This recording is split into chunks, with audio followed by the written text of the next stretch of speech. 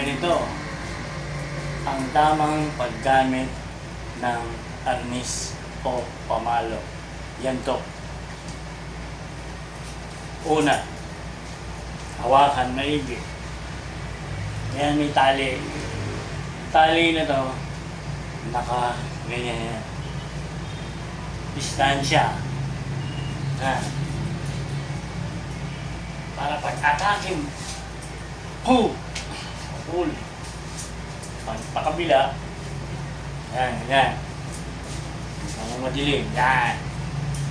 Tayo. Yan. Sa ilaw. Yan. Dilim talaga. Daming ano. Yan. Kalapit. Yan. Pagpalo mo yun. Sundan ulit.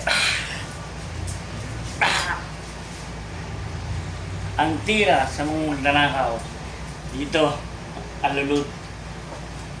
Para hindi na makapurma agad. Tinira mo sa alulot yun. Iyuyuko na yun. Puro sa katawan lang. Wala sa mukha. Huwag mong dudungisan yung mukha. Puro katawan lang yun. Yan. Ganun ang tamang proseso, ha?